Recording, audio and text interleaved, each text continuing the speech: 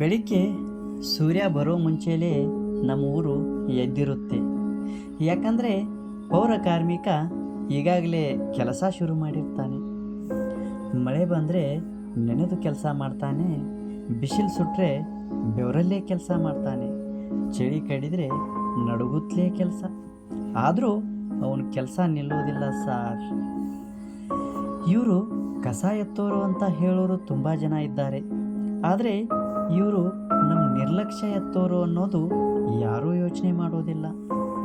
ಹಳೆಯ ಬಟ್ಟೆ, ಕೈಯಲ್ಲಿ ಪೊರಕೆ, ಮುಖದಲ್ಲಿ ಆಯಾಸ, ಆದರೂ ಎದೆಯೊಳಗೆ ಒಂದೇ ಒಂದು ಮಾತು, ಊರು ಸ್ವಚ್ಛ ಇರಬೇಕು ಕಣ್ರಿ. ಮಕ್ಕಳು ಕೇಳ್ತಾರೆ, ಅಪ್ಪ ನೀನು ಬೇಗ ಮನೆಗೆ ಬರ್ತೀಯಾ?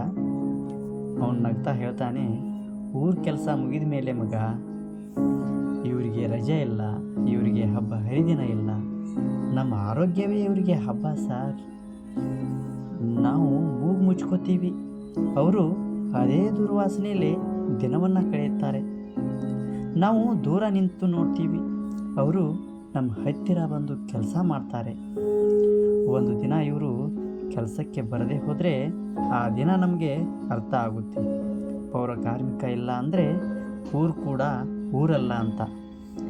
ಪೌರ ಕಾರ್ಮಿಕ ಅಂದರೆ ಕೆಲಸಗಾರ ಅಲ್ಲ ಸಾರ್, ಅವನು ನಮ್ಮ ಊರಿನ ಉಸಿರು, ಮೌನವಾಗಿ ದುಡಿಯೋ ದೇವರು ಕಣ್ರಿ. ಆದ್ಮೇಲೆ ಪೌರ ಕಾರ್ಮಿಕ ಕೇವಲ ಒಬ್ಬ ಕೆಲಸಗಾರ ಅಲ್ರಿ, ಅವನು ನಿಮ್ಮೆಲ್ಲರ ಬದುಕಿಗೆ ಹಸನ್ಮುಖಿ. ನಾವು ಇವತ್ತೆಲ್ಲ ನಗ್ತಾ ಇದ್ದೀವಿ ಅಂದರೆ, ಆರೋಗ್ಯವಾಗಿ ಇದ್ದೀವಿ ಅಂದರೆ, ಅವನು ನೀವೆಲ್ಲ ಮಲ್ಕೊಂಡಾಗ ಅವನು ಬಂದು ಕೆಲಸ ಮಾಡ್ತಿರ್ತಾನೆ. ಅವನನ್ನು ನಾವು ಗೌರವಯುತವಾಗಿ ಕಾಣೋಣ. ನಮ್ಮ ತಂದೆ ತಾಯಿ ಕೂಡ ನಮಗೆ ಅಷ್ಟು ನಮ್ಮ ಆರೋಗ್ಯದ ಬಗ್ಗೆ ಕಾಳಜಿ ಮಾಡ್ತಾರಿಲ್ಲ ಗೊತ್ತಿಲ್ಲ. ಅವರು ಈ ಸಮಾಜವನ್ನು ತನ್ನ ಮಗುವಿನಂತೆ ನೋಡ್ಕೊಳ್ತಾರೆ. ತಮ್ಮ ಮಗುವಿನಂತೆ ನೋಡ್ಕೊಂಡಾಗಲೇ ನಮ್ಮ ಊರು ಇಷ್ಟು ಸ್ವಚ್ಛವಾಗಿರುವುದು.